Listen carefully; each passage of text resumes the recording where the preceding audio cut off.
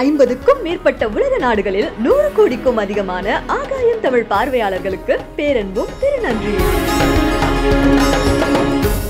தமிழக தொழில்துறை தோல்வியடைந்து விட்டதாக அதிமுக பொதுச் செயலாளரும் எதிர்க்கட்சி தலைவருமான எடப்பாடி பழனிசாமி திமுகவை விமர்சித்துள்ளார். மேலும் புரிந்துணர்வு ஒப்பந்தங்கள் முதலீடுகளாக மாறவில்லை என்றும் குற்றம் சாட்டியிருக்கிறார். இது தொடர்பாக ஆங்கில நாளிதழில் தான் எழுதிய கட்டுரையை சுட்டிக்காட்டி எடப்பாடி தன்னுடைய எக்ஸ் தளத்துல பதிவிட்டிருக்கிறார். அதன்படி புரிந்துணர்வு ஒப்பந்தங்கள்ல 33% மட்டுமே நடைமுறைக்கு வந்திருப்பதாகவும், ஆனா அனைத்துமே செயல்பாட்டுக்கு வந்திருந்தா 4 லட்சம் வேலை வாய்ப்புகள் உருவாகி இருக்கும் எனவும் தெரிவிச்சிருக்கிறார். மேலும் கடந்த 4 ஆண்டுகளில் தொழில்துறை என்பது கட்டமைக்கப்பட்ட பிம்பமாக மட்டுமே இருப்பதாகவும், மாநிலத்தின் பொருளாதார நிலையை மாற்றக்கூடிய பல திட்டங்கள் இன்னும் வெறும் திட்டங்களாக மட்டுமே இருக்கிறது, அவை உரிய காலத்தில் நிறைவேற்றப்படவில்லை எனவும் அதில் தெரிவிச்சிருக்கிறார். இதைத் தொடர்ந்து காகிதத்தில் இருந்து காரிடாருக்கும் நிஜமான தொழில் நிறுவனங்களுக்கும் வாக்குறுதிகளை விட்டு உண்மையான பலன்களை நோக்கி முன்னேற வேண்டிய நேரம் இது எனவும்